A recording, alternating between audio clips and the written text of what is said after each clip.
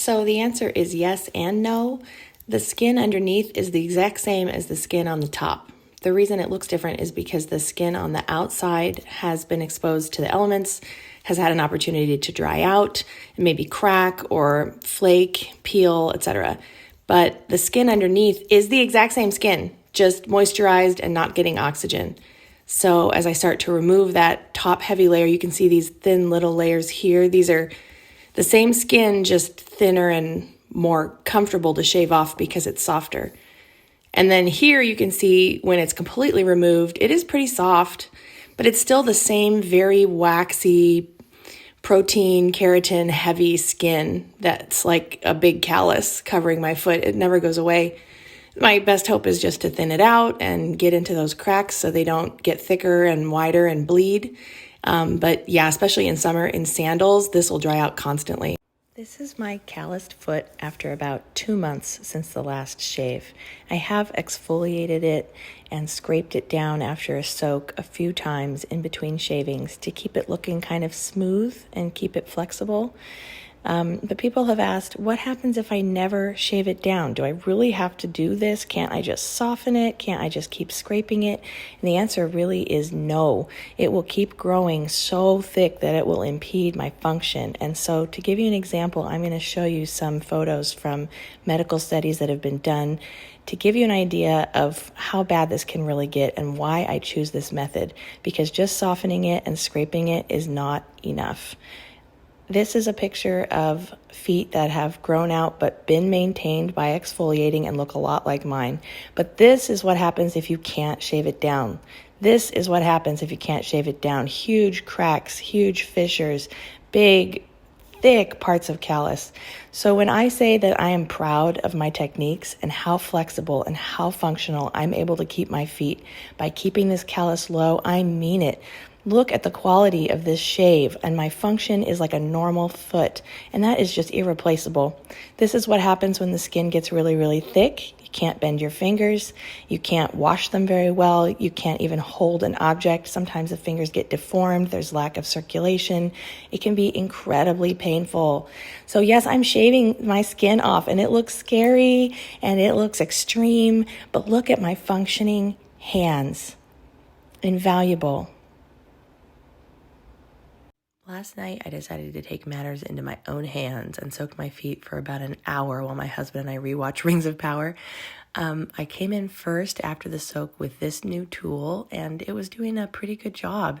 This is, to be clear, how my feet behave after every soak, but they shouldn't have this much coming off after only 3 weeks since shaving. But I really just wanted to get off any of that itchy, dry skin that had been super dried out from the foot soak.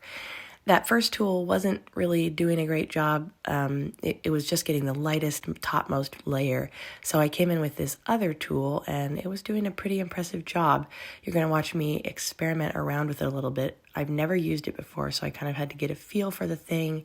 And I'm just coming in and getting all of these layers that were pretty thoroughly dried out and therefore able to be softened with water from the foot peel. Cleaning up my toes. And it was doing an all right job, not quite as good as my scary big knife, but pretty good and easier to hold and manipulate, so that was good. When my skin gets wet, it gets very rubbery and sort of binds to itself, and so I was struggling to get the bigger layers across the ball of my foot and across my heel, but I was able to get these edges pretty good where it was very dried out.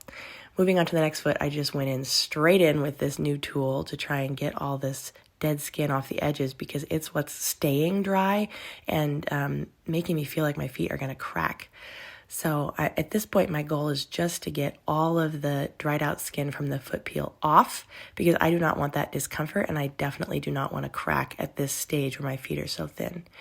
This is about 15 minutes after the soak versus the last foot was done immediately after the soak, and you can kind of see how much more readily the skin is coming up, which I started to discover as I went into the toes and decided I could probably do the whole ball of this foot. And here we go. The skin is less rubbery and ready to come off. Not getting as smooth a finish as I would with my shaving tool, but for the callus being this thin, I wouldn't go in with the shaving tool. And this was doing a pretty great job of cleaning it all up and taking it off. I did a poor job of trying to record me doing around the edges of my heel here, but I'm including it just so you can see the process. I can't even see this side of my foot while I'm doing it, so I'm just doing by touch.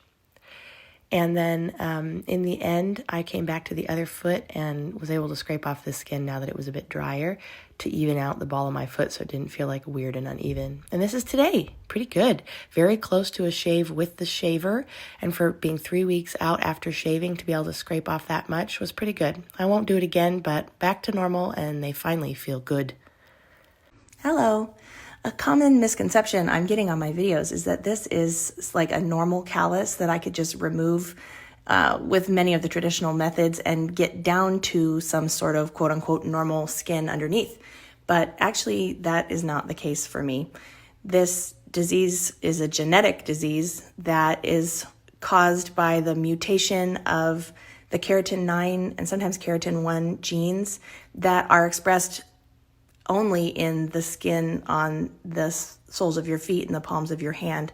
So I have an overproduction, an overproduction of protein in these parts of my body, and the skin just grows very thick all the way down to the underlayer. There is no normal skin underneath, so my only hope is to remove it to retain functionality. Man, I did this foot peel because like thousands of people have been asking me to try them. So I was like, sure, what the hell? But everybody I've ever talked to who has EPPK has said that these peels don't have enough acid in them to really do anything to this type of callus. And also that it dries the shit out of your feet. And that has been my experience. I finally broke down last night and lotioned them. And overnight, they dried out so bad again that I had to lotion them multiple times this morning just to get to a comfort level where I felt like I could walk and not risk cracking this callus, which is already quite thin to begin with because it's not time to shave again. So I think it's a bust. We are only one day in, but I have low hopes. Okay, let's do an experiment with a nail drill and a sanding bit. My toes are starting to get thick around the edges because it's been a couple of weeks since I trimmed them up, and it gets a little uncomfortable the thicker that it gets. So let's try it out with the nail drill and sanding them down as opposed to clipping them. Here's a nail drill that I have. I use it for taking down my gel nail polish when I redo my nails. I'm going to start just on this one toe. It's taking off a thin layer, although I'm struggling to get the skin on the sides of my toes where it basically always stays damp. This is partly because I sweat on my feet, but also because I moisturize them all the time. So I'm like struggling to get the edges. I seem to be able to go over it and not have it take it down.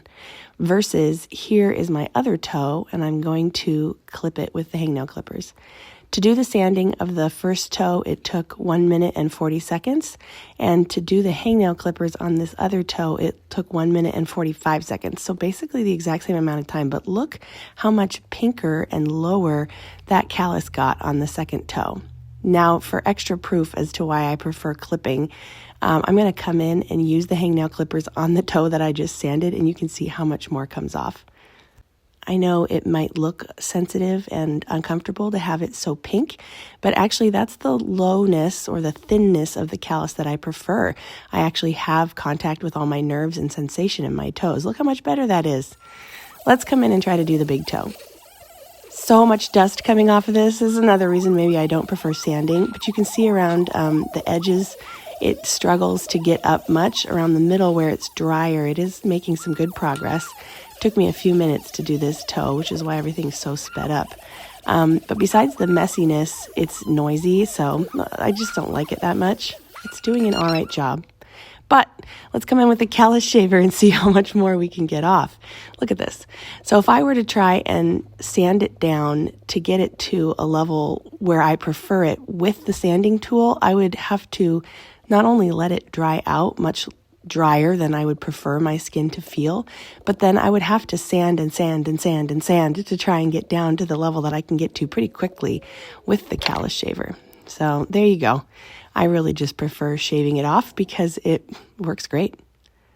And for your viewing pleasure, you can see me do the rest of the toes here. I'm just going to get them really quick with the hangnail clippers.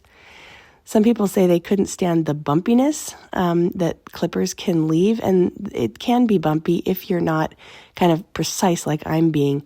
I do work really hard to get it to an even level, even though I'm clipping. And also I find that after just a few hours, the skin kind of levels itself out. I don't know how to describe it other than that, but wherever it might have a little bit of ridges, it will actually get pretty smooth after just a little while of relaxing into the softer skin. And so it doesn't bother me. Works for me. Just a quick update on the foot peeling mask. For those of you who missed it or misunderstood that the scrape that I did about a week ago was immediately after the foot peel mask because it dried my skin out so much, here's what is going on with my feet right now. The skin on the edges of my feet has peeled up, so I have baby soft feet just along the edge where the skin meets the callus. But the callus itself isn't coming up. It's not prone to peeling, maybe a little flaking. I can't really get a good hold of it with my nails because I have gel polish on. But if I take tweezers and come in here and try to pull it off, you'll see that it's just a little dried out and flaking up, but no peeling. My other foot has more flakiness going on in this middle part. But again, if I come in with tweezers and try to get it up, there's no peeling. So, oh well. And since I had the nail drill out, I thought it might be a good idea to try and drill it down, since this is not really doing anything and maybe making it a little worse. So I came in here and just tried to sand off the layers that were really dry and flaky, so it's not catching or peeling as much. Well, not peeling, but flaking off as much.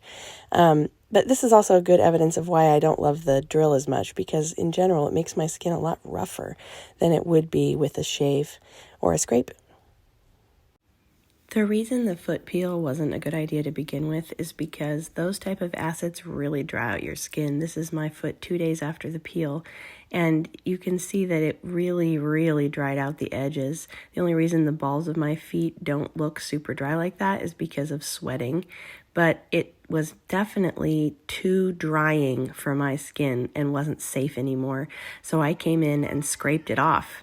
And I know there's an opinion that I really shouldn't have scraped it off and I should have left it and let it grow, but I did not want to have to deal with the super dry skin, because when it gets really, really dry, layers upon layers of dryness, it will crack. And as you see, I have no bleeding cracks, no cracks in my heels. And that's really the biggest danger with this skin condition, is that if it will crack, it will bleed. Those cracks will continue to perpetuate because now they've been split open, and every time you put pressure on the heel or the ball of your foot, wherever the crack is, it will crack more and more and more, and it will just always be cracking deeper, and you'll never have healing and recovery. So one of my biggest goals in maintaining my skin is to keep the cracks at bay. And the only way to do that is to keep it moisturized and keep it low. And so I realized a couple of days after the foot peel, oh, this is not going to work for me. I already knew that it's not a recommended treatment for this type of skin, but I thought I'd try. And now this is like a week and a half, a week later from the peel. The edges of my feet are finally peeling up where there is normal skin, but the callus is still not really peeling. There have been some flaky layers, a little bit deep on the inside of my foot here, but if I had not scraped off that other skin and allowed it to dry out even deeper, I would have gotten cracks. And it will take me months to mitigate cracks and repair them. Meanwhile, they're constantly re-cracking themselves and maybe bleeding or getting infected. I don't want any of that. So I just decided, nope, we're not going to let it dry out. I don't care if it means I have some interesting flaky layers for a while. I didn't want to deal with those cracks. The other cracks that you see there that aren't bleeding, those are fine. That's just where the skin flexes, and they're going to have to be there, but they don't bleed. Okay, I will humor you guys a little bit more. Remember I told you that after clipping, they really tend to smooth themselves out and there really are no more ridges anymore? This is 48 hours since that sanding video, and they're very smooth. There's like no ridges at all. But I'm going to come in with this, I think it's 80 grit drill bit that I used in the last video, which is why it's not perfectly clean. And I'm going to try and sand down these moist parts.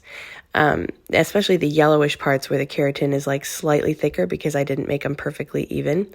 I mean, it's getting a tiny bit. You can see a little bit of fine dust coming off of there, but do you see any difference? Ultimately, no. I mean, I really sanded the crap out of that toe until the bit got hot and I didn't want to do it anymore. And it makes almost no difference. Some people said, well, maybe you need to try like a metal bit, something finer. So here, let's go in with this. And unfortunately, you're going to see that it doesn't even touch the skin. The problem here is that the skin is too moist, and really soft, moist skin acts like regular skin. So sanding it, it's just not dry enough. It just kind of gets rubbed and starts to make the drill bit very hot. In fact, on my big toe here, I could not even get it to take anything off. Another suggestion was more like 120 grit. So I'm going to use that here on the edge of my foot where it's really gets dry all the time. And you can see initially it takes off a huge bunch of dust. And so it did get some of the very, very topmost dry skin off, and that was nice. But then very quickly gunked up and started to make my skin super hot because it's moist skin underneath. And as soon as the skin isn't extremely dry, it's not removing much. It's mostly just spinning against the skin and causing tons of friction. So this is not a terrible method. If I was really in a rush and had maybe a bigger sander, I could come around and do the edges just a little bit on the side to smooth it out where it's feeling rough and dry. But I really don't need to, because when I take a shower later today, I can take a nail brush and just scrub that really dry part and it'll take off just as much dry skin. I'm glad you guys agree with me that cracks are the worst. So let's talk about cracks for a minute, because I know I have these cracks on my foot. There's one spot I normally get one. There's another one, and I also get them in here and along my heel. But when I tell you they don't hurt, it's because they're not going below the layer of callus. So the callus, in its effort to flex and move like a normal foot, is going to have some cracking where it splits because the motion of my foot is like moving beyond where the callus can stretch. But the cracks are only surface deep. They're only in the keratin layer, and they're not going down into that papillary layer we learned about yesterday in my fingerprints video. And so it's not bleeding, it's not painful, no risk of infections or anything. And these are just unavoidable flex points that my feet create. But let's say that it did crack, which will happen if I let the callus get too thick. What I do is I would shave down all around this crack and all the skin surrounding it so that it will have a greater chance of flexing, because big hard callus is not going to flex at all and it's going to pull that crack open. So by making it softer, it can flex better and actually have a chance to heal. I like this Alba Unpetroleum Jelly, unlike Vaseline, which just sits on top and traps moisture in your skin. This is actually oils like castor oil and sunflower oil that will soak into the skin and keep it as flexible as possible until it has a chance to heal. Another curious thing that will happen is that my cracks will travel because they're just in the surface layer, and because I'm constantly shaving them down, the cracks will tend to migrate. So this crack will slowly move up my foot over the next year and become a crack around the toe, and a new crack will form where it used to be, and it'll keep going up. And in fact, this crack here will also migrate up my foot as I shave it month over month, and they will form into one crack that moves up toward my toes and eventually just disappear. And new cracks will form. But as long as I don't let them get below the epidermal level, they won't bleed and they won't hurt. They just have to be there so I can flex my foot. How do you know the real skin from the callus? Well, the actual answer to this is that there is no real skin below. My real skin is this thick, waxy, yellow, hyperkeratinized skin. And it doesn't stop growing and it doesn't slough off like normal skin. So as you let it go, it gets thicker and thicker and thicker and thicker. To mitigate this and to help it slough off when it's dry, I will soak them and then scrape off the outer layer of the skin. And most people accept that that probably doesn't hurt. But when it gets super thick after several scrapings and it's starting to become a problem, I will come in and shave it off. But I'm not actually shaving it off. I'm just making it thin. Here's a cross section of skin. You can see on the left epidermis, and below that with many layers, the dermis. And my epidermis is what grows super thick. So when I'm shaving, I'm just making it thinner. I'm not actually like taking anything off to get to anything below, because if I went below the epidermis, I'd be shaving down to the dermal layer, the dermis, and that's where all the nerves and the blood flow is. So that's absolutely unacceptable.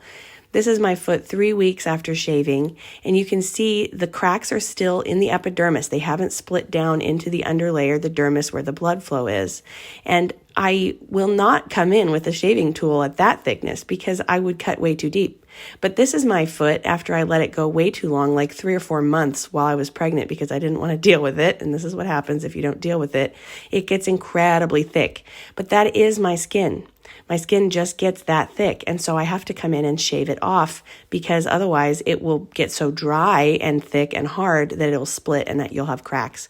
This is actually what a blister looks like on your foot. I had gone for a long walk and gotten a blister from my shoes, and what happens when you get a blister is the epidermis is separating from the dermis. So my entire epidermis here just popped off with the exception of a tiny bit of a low layer, and what was left was just a very thin protective covering like you have on your skin over the dermis. Your epidermis is super thin. This is my foot several summers ago when I let it go way too long again, and because I was walking around in sandals and the skin was so thick, it became very hard and dry, and I got a bunch of cracks. And that is when the skin splits beyond the epidermis down into the dermis, and then you will have bleeding and pain because that's where the nerves and the blood are. But when I shave my feet, you can see that it's still a little yellow, and that's how I know how deep to go. It needs to be soft and flexible and thin, more like normal skin, but not so thin that it's completely gone, because I do need my epidermis to protect my dermis. So that yellowness is the keratinized epidermal layer that I have, and I've just cut it so thin that it behaves a lot more like normal skin. This is my foot a couple days ago. This is 3 weeks out from the last shave, and you can see how it's starting to build up, but it's still very flexible. These cracks are not at risk of cracking down below the epidermis into the dermis because the epidermis remains very flexible. But if I were to let it grow out for several months, it would start to look like that other picture I just showed you, and then there wouldn't be enough flexibility, and those cracks would crack beyond the epidermis and go down into the dermis and begin to bleed and be very painful and a lot more difficult to repair.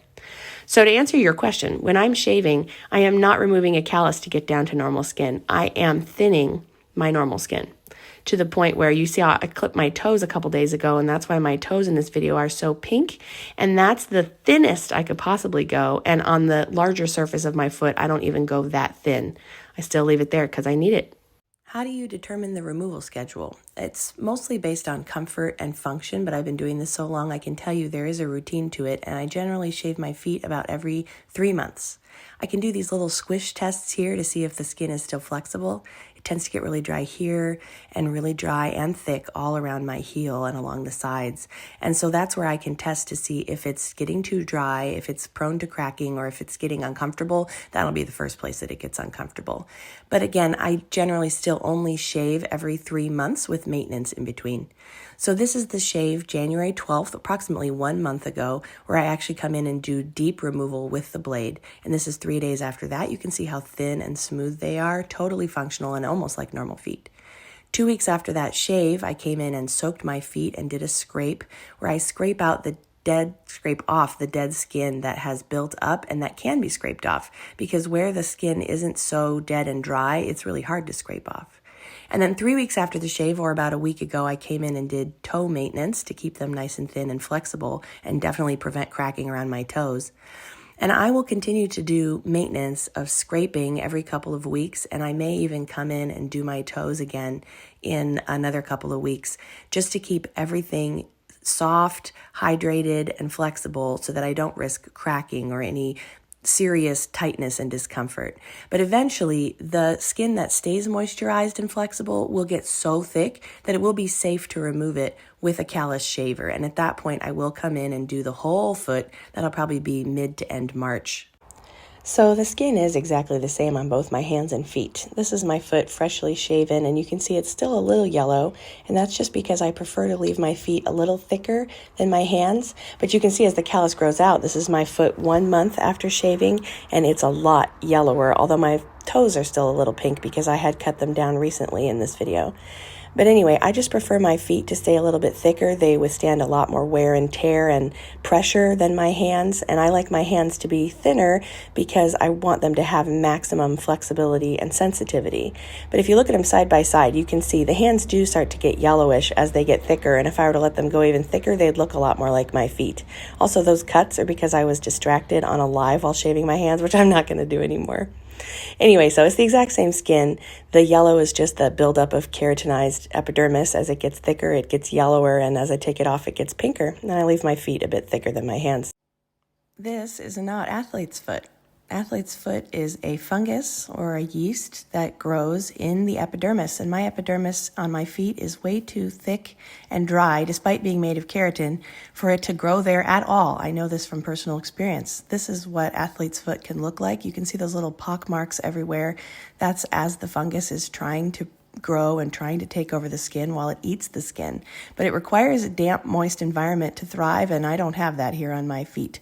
I did have athlete's foot show up on my feet twice in the red ring around the edge of my callus, but it never came into the calloused area, and I killed it by using tea tree oil.